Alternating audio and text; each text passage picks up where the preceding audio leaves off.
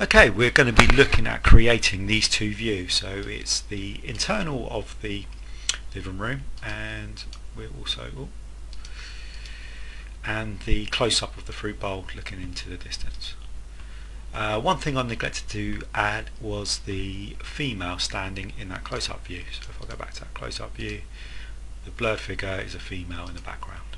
Now we just add her in, so if we click on Insert, Load Family, and if you're diverted to get back to the Revit family, if you click under the shortcuts to the left, Metric Family, it brings you back to the Revit library, and she falls under Entourage. Click on Female, click Open, and now when I go to Architecture, click Component, her name is Yin. If I select it, and I'm just going to add her at the back over there.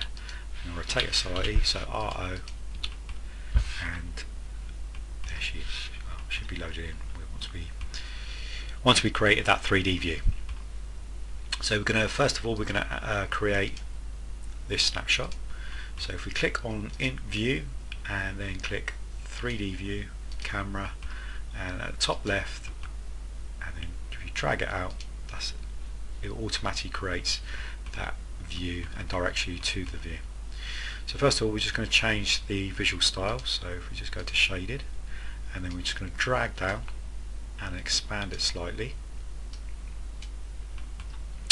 and again if we just drag that down and expand it. Now to lower yourself or make the person low, if we press F8 and then up and down, we'll just slightly drop it slightly so we get more of an eye level. Just look slightly to the left, so I've got the seat to the right and the end of the wall to the left. We're also going to show the shadows. So what we're going to do is also in this video is looking at lighting. So if I put shadows, as you can see, it just changes all to a dark colour. But in that view, as you can see, the shadows are reflected by a low sun input. So to change the settings, if you click on don't click on any of the view, but if you go to the properties to the left, if you click Edit, and then under Sun Settings, there should already be a preset. So at the moment there's lighting from top right. If you click Apply, it applies it.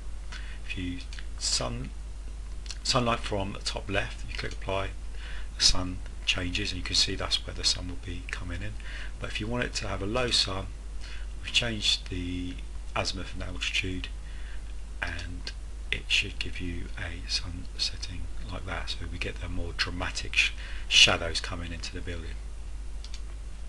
Click OK, and those sun settings are only reflected within that one view.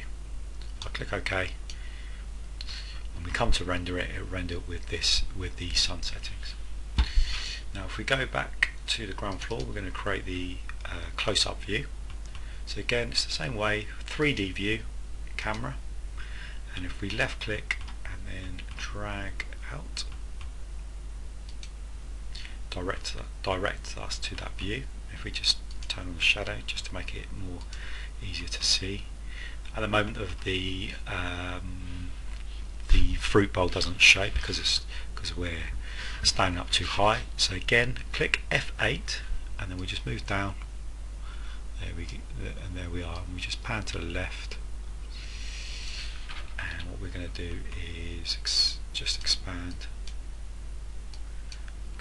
the view so we just get more of a wider shot.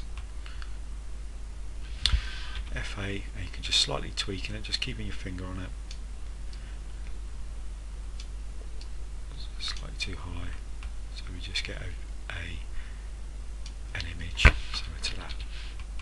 And again, if you want to click on render, and under sun settings you can apply the low sun, or you can apply it from the top left or top right.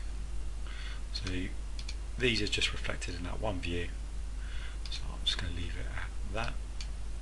So top right, click OK, So that's how we create the two views for rendering.